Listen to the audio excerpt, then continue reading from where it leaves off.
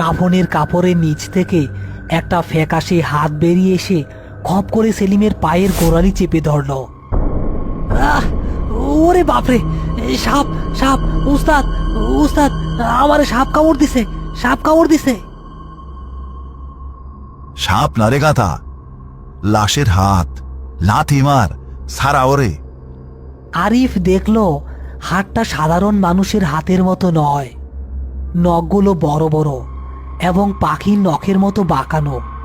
সেই হাত সেলিমের গোড়ালিতে এমনভাবে গেঁথে গেছে যে রক্ত বের হতে শুরু করেছে, আর কাফনের ভেতর থেকে একটা খিক খিক হাসির শব্দ আসছে।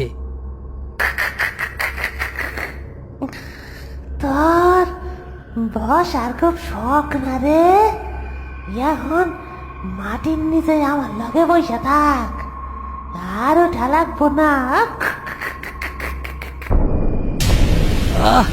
উস্তাদ উস্তাদ, আমি মাটির নিচে ডাইবা যাইতেছি, আমার পা গিল্লা খাইতেছে, আমারে বাঁচান। সেলিম কোমর পর্যন্ত মাটিতে দেবে গেছে। লাশের সেই নখওয়ালা হাতটি তার গোড়ালি খামচে ধরে তাকে পাতালের দিকে টানছে। সেলিম যন্ত্রণায় চিৎকার করছে। আরিফ বুঝতে পারছে সাধারণ শক্তি দিয়ে এই প্রেতাত্মার সাথে পারা যাবে না। উস্তাদ উস্তাদ, আমার হাড় গুঁড়া হয়ে যাইতেছে, আমি আমি আর পারলাম না, আমারে কাইটা ফালাইয়া আপনি পালাইয়া যান। চুপ থাক পাগল, তোরে রাইখা আমি যাবো না। আরিফ তার পকেট থেকে এক কৌটা পোড়া চুন বের করল। সে জানে লাশরা চুন ভয় পায়, কারণ চুন হাড় পুড়িয়ে দেয়। আরিফ সেই চুন লাশের হাতে এবং সেলিমের পায়ে মাখিয়ে দিল। চুন লাগানোর সাথে সাথে মাংস পোড়ার মতো চরচর শব্দ হতে লাগলো এবং লাশের গা থেকে এক প্রকার ধোঁয়া বের হতে শুরু করলো।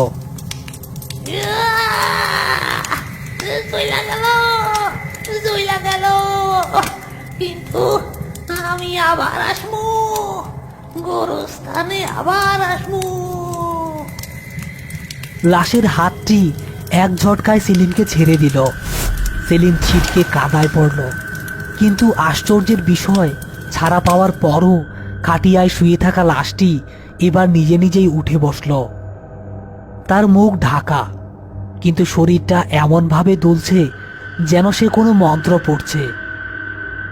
সেলিম, আর শুইয়া থাকিস না, কাটিয়া ধর, এই মরা জ্যান্ত হইয়া গেছে, ওরে কবরে না নামানো পর্যন্ত এই বিপদ কাটবো না। উঠ, কাঁদ লাগা। উস্তাদ, ও বইসা আছে, বস আলাস আমি কেমনে নিমু? চোখ বন্ধ কইরা নে, বিসমিল্লাহ কইয়া ধাক্কা দে। এবার তারা দুজনে মিলে কাঁধ লাগালো। লাশটি বসে থাকা অবস্থাতেই তারা খাটিয়া নিয়ে দৌড়াতে শুরু করলো।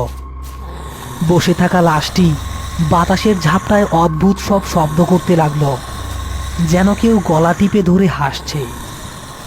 তারা যখন গোরস্থানের গেটে পৌঁছালো, তখন ঝড় শুরু হয়েছে, গাছপালা ভেঙে পড়ার উপক্রম। গোরস্থানের ভেতর থেকে শেয়ালের পালের ডাকার শব্দ আসছে, কিন্তু গেটের সামনে দাঁড়িয়ে তারা থমকে গেল। গেটটা তালা দেওয়া, অথচ রফিক ঘটক বলেছিল সব খোলা থাকবে। উস্তাদ, গোরস্থানের গেটে তো তালা মারা, এখন কি করবো? লাশ নামামু? খবরদার না, নামাইলে আর রক্ষা নাই, লাথি মার, তালা ভাঙ। সেলিম গায়ের সমস্ত শক্তি দিয়ে গেটে লাথি মারতে লাগল, কিন্তু তালা ভাঙল না।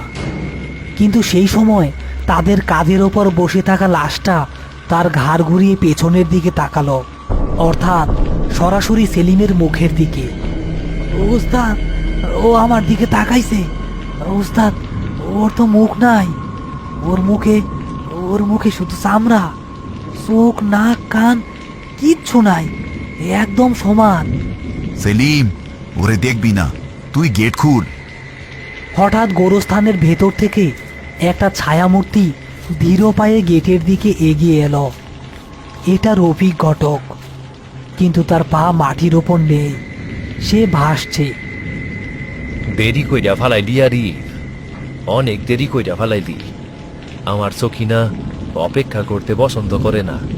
রফিক ঘটক হাত দিয়ে স্পর্শ করতেই তালাটা মোমের মতো গলে পড়ে গেল এবং গেট খুলে গেল।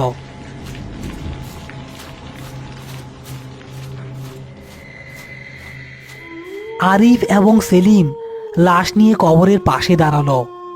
কবরটা স্বাভাবিকের চেয়ে অনেক বেশি গভীর।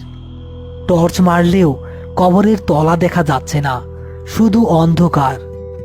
সেলিম, সাবধান, এই কবরের কোনো ঠিক ঠিকানা নাই।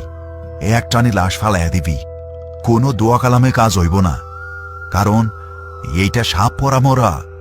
তারা খাটিয়া কাত করলো লাশটি ফেলে দেওয়ার জন্য, কিন্তু লাশটি খাটিয়া থেকে পড়ল না।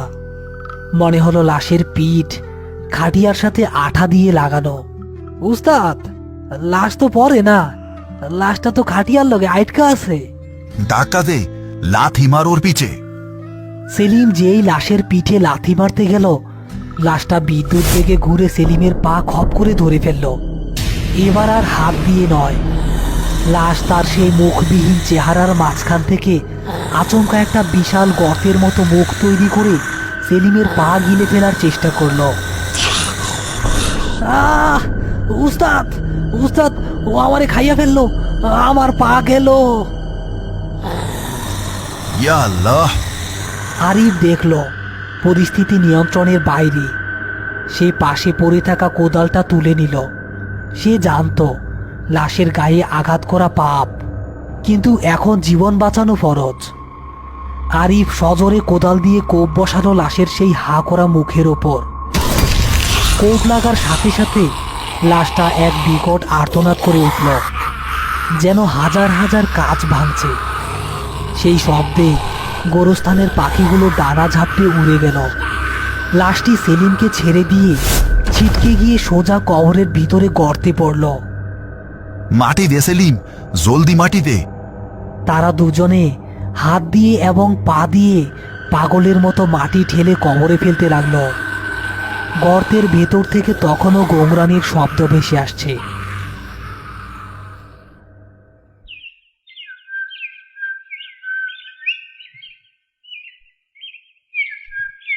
আরিফ উঠানে বসে আছে। তার চেহারা ভেঙে গেছে, শরীর জ্বরে পুড়ছে।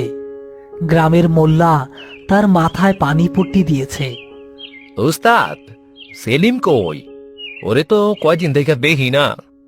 হ্যাঁ, সেলিম আছে, আবার নাই। মুখ নাই, মুখ নাই, কিন্তু দাঁত আছে, অনেক দাঁত। রফিক ঘটক হাসে। ঘটনাটি ধামাচাপা পড়ে গেলেও গ্রামের মানুষ জানে ওই রাতে গোরস্থানে কি হয়েছিল। পরে খোঁজ নিয়ে জানা গিয়েছিল রফিক ঘটক নামের কেউ এই গ্রামে ছিল না। 10 বছর আগে রফিক নামের এক লোক ওই তেঁতুল গাছে গলায় দড়ি দিয়ে মারা গিয়েছিল। সে নিজের বউ সখিনাকে খুন করে সেখানে পুঁতে রেখেছিল। আরিফ আর সেলিম আসলে লাশ দাফন করতে যায়নি, তারা গিয়েছিল এক অভিশপ্ত অতৃপ্ত আত্মাকে তার খুনি স্বামীর কাছে পৌঁছে দিতে।